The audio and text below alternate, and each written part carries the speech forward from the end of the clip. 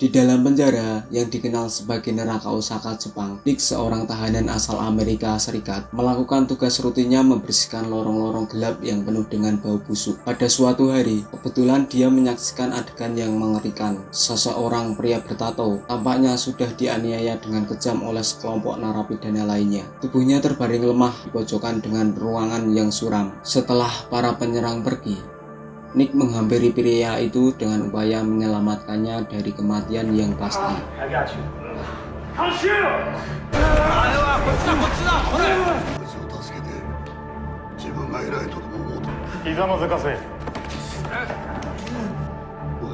Namun, ketika petugas penjara mengetahui tindakannya, mereka menyerangnya dengan kejam dan mengingatkannya untuk tidak mencampuri urusan orang lain. Akibatnya, Nick dan pria tersebut dipindahkan ke sel isolasi, di mana ternyata pria bertato itu adalah Kiyoshi, seorang calon pemimpin Yakuza yang terkenal. Kiyoshi mendekati Nick dengan permintaan yang tak terduga. Dia memohon agar Nick segera memanggil penjaga ketika dia pura-pura melakukan upaya bunuh diri. Alasannya, agar dia bisa dirawat di luar penjara di rumah sakit, memungkinkannya untuk melarikan diri dengan lebih mudah. My name is Kiyoshi.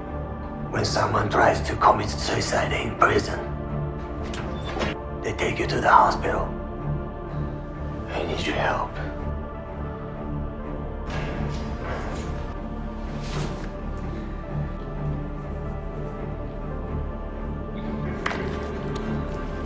Oi! Kanshu! Hitomin! Hitomin!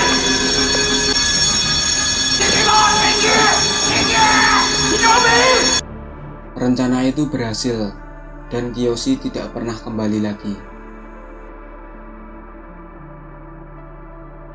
4 tahun berlalu, Nick telah menyelesaikan masa tahanannya, menggantikan hidupnya, dan bebas dari jeruji besi. Namun, saat ia merasa sudah bebas dari masa lalunya, bawahan Kiyoshi telah menunggu dengan sabar di luar penjara, siap untuk menjemputnya dan membawanya ke wilayah kekuasaan Kiyoshi di Osaka.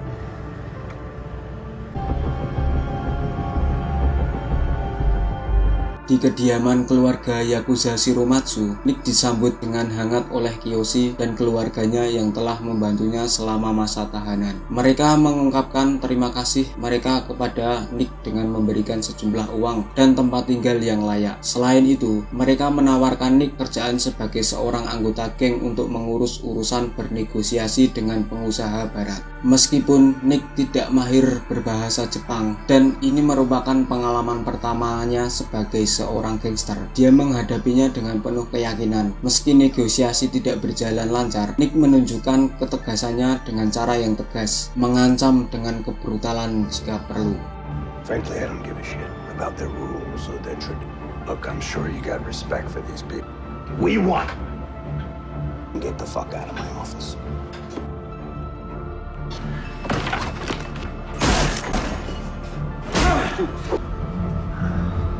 Ternyata, tukang pel penjara yang awalnya tampak ramah dan pendiam berubah menjadi sosok yang mengerikan, seperti siluman kadal hijau dengan kepribadian yang sangat brutal.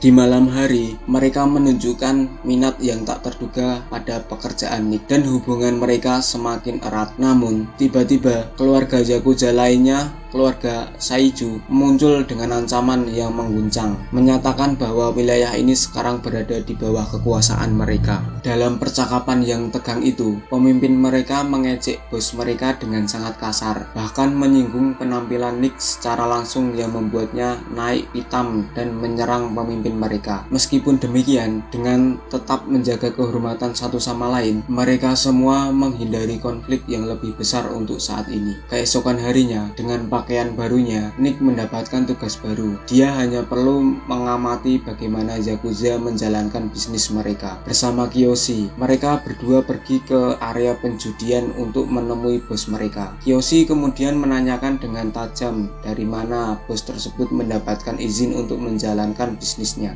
Ketika sang bos tak mampu memberikan jawaban yang memuaskan, Kiyoshi memberinya pelajaran yang keras. Namun, sang bos tidak menunjukkan rasa takut sedikit pun, bahkan menyinggung Nick karena asalnya dari Amerika. Ini membuat Nick naik pitam dan tanpa ragu meninjunya. Sementara Kiyoshi menyambung tindakan tersebut dengan menghabisi sang bos. Di malam yang sunyi, saudara Kiyoshi, Orochi, mengajukan pertanyaan kepada Kiyoshi. Orochi ingin tahu mengapa Kiyoshi masih mempertahankan keberadaan Nick, seorang Amerika. Dia menyarankan agar Kiyoshi menyingkirkan Nick, namun Kiyoshi menolaknya, mengingat bahwa Nick pernah menyelamatkan nyawanya. Di sana, Kiyoshi menemukan adik perempuan sedang menari di tanah yang membuatnya marah.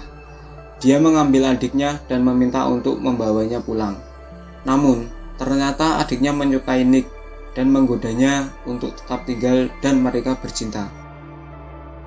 Keesokan harinya, Nick mendapatkan pesan dari Kiyoshi tentang tugas rahasia yang harus ditangani di pelabuhan tanpa sepengetahuan keluarganya. Meskipun berpotensi memberi manfaat kepada keluarganya, tugas ini juga membawa resiko besar. Namun, Nick tergoda oleh tantangan ini dan dengan semangat setuju untuk menjalankan rencana Kiyoshi. Saat tiba di pelabuhan, ia terkejut menemukan semuanya sudah dibersihkan tanpa jejak oleh keluarga Seiuju. Keluarga Seiuju telah menjalankan operasi mereka sendiri dan bahkan mencari-cari uang yang diduga pada Nick, namun tak berhasil menemukannya. Dalam keputusasaan, mereka merencanakan pembunuhan terhadap Nick. Namun dengan cepat situasi berbalik ketika Nick berhasil mempertahankan diri dan mengalahkan dua anggota keluarga Seiuju yang menyerangnya. Dalam kekacauan itu, Nick berhasil melarikan diri. Meskipun pemimpin keluarga Shiromatsu marah karena keberanian Nick dalam mengambil tindakan yang begitu drastis, terutama karena dua anggota keluarga Seiuju telah tewas, Kiyoshi bagaimanapun memberikan pembelaan kuat terhadap Nick, mengakui kecerdasannya yang telah menyelamatkan uang tersebut dan menegaskan bahwa rencana tersebut adalah inisiatifnya sendiri, bukan milik Nick. Dalam keadaan tegang, mereka semua menduga adanya pengkhianat di antara mereka. Dalam upaya untuk mengurangi ketegangan, Nick mengambil langkah ekstrim dengan memutuskan untuk memotong dua jarinya sebagai pembayaran atas kekacauan yang terjadi. Kiyoshi dengan cepat mengikuti tindakan tersebut dengan memberikan satu jarinya sebagai tanda keseriusan. Ketiga jari yang dipotong itu kemudian dikirim kepada keluarga Seiuju sebagai permintaan maaf dari pihak mereka. Pada hari berikutnya, mereka berangkat ke hutan untuk melaksanakan sebuah upacara khusus. Ini bukan sembarang ritual, melainkan sebuah ritual inisiasi yang menandai Nick sebagai anggota resmi keluarga Shiromatsu. Di sana, Nick diberi tatapan resmi sebagai simbol keanggotaannya.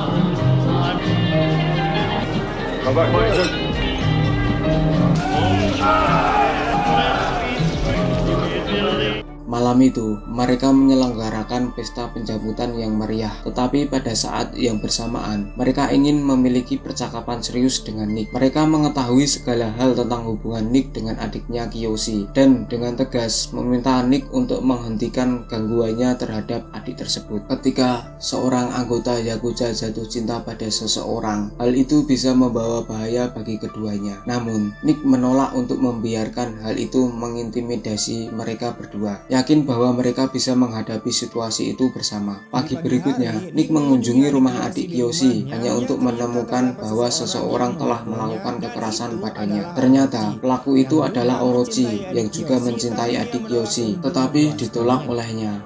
Ketika Nick merencanakan untuk membalas dendam, saudara perempuan Kiyoshi menghentikannya dengan berita mengejutkan. Dia mengungkapkan bahwa sedang hamil dan akan menjadi seorang ibu. Dia memohon agar Nick tidak melanjutkan rencananya dan membuat kekacauan lagi. Kabar ini mengguncang Nick karena menyadari bahwa dia telah mengkhianati kepercayaan kakaknya sendiri, Kiyoshi. Dengan berani, dia menghadapinya dan mengungkapkan kebenaran sebenarnya. Merasa menyesal, Nick memutuskan untuk meninggalkan mereka semua sebagai bentuk permintaan maafnya. Namun, Kiyoshi mempercayainya dan menyerahkan adiknya kepadanya. Sebagai syarat, Nick berjanji untuk melindungi adik Kiyoshi selamanya dan menerima warisan berharga berupa sebuah katana sebagai tanda kepercayaannya. Suatu hari, mereka berkunjung ke toko pakaian karena sang pemimpin ingin membeli pakaian baru. Saat sang pemimpin tengah mencoba pakaian di ruang ganti, Nick merasa ada sesuatu yang tidak beres dan segera memeriksanya. Ternyata, ada seseorang yang berusaha membunuh sang pemimpin. Dengan sigap, Kiyoshi dan Nick menyelamatkan sang pemimpin dari serangan tersebut dan berusaha melarikan diri. Namun, sebelum mereka berhasil pergi, sekelompok orang bersenjata tiba dan menyerang mereka semua.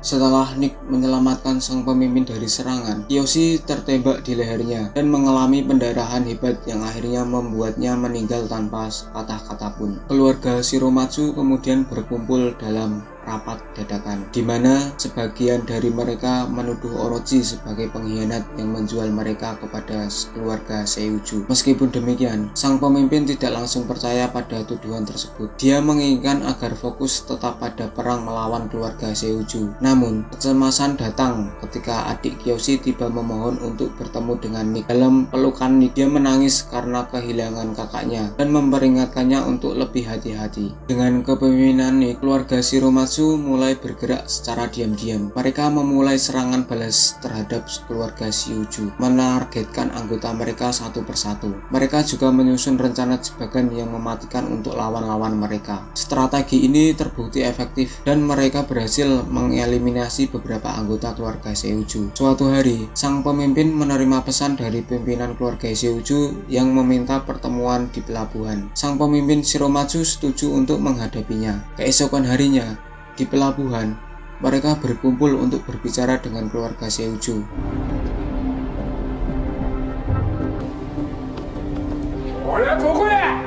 Sang pemimpin Shiromatsu menanyakan tujuan kedatangan keluarga Seiuju. Pemimpin keluarga Seiuju menjawab bahwa mereka tidak memiliki tuntutan, melainkan ingin memberikan sesuatu. Tiba-tiba, Orochi muncul dan mendekati pemimpinnya. Sang pemimpin meminta Orochi untuk kembali dan memeluknya, tetapi tanpa aba-aba, Orochi menikamnya dari belakang. Anggota keluarga Shiromatsu ingin segera melawan, tetapi mereka melihat bahwa anggota keluarga Seiuju bersenjata lengkap. Di antara mereka, Nick, satu anggota Shiromatsu, merasa tak bisa lagi menahan diri dan ingin bertindak. Namun, seorang penembak jitu tiba-tiba muncul dan menembak kepala Nick serta kaki Nick dengan presisi yang mematikan. Mereka semua menjadi tak berdaya, dan anggota keluarga Shiromatsu yang lain kehilangan kekuatan mereka. Bahkan, polisi mulai menghancurkan semua bisnis Shiromatsu.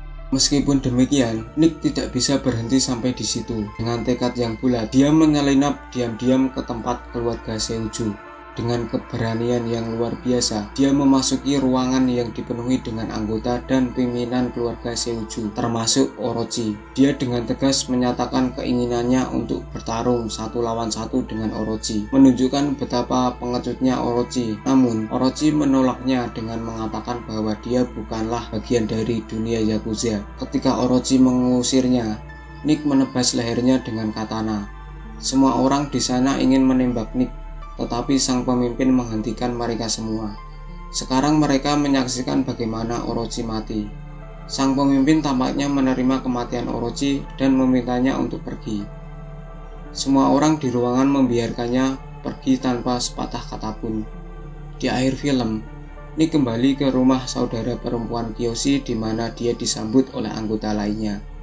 Saat Nick memeluk Kiyoshi yang masih hidup, anggota lainnya menghormatinya dengan membungkuk.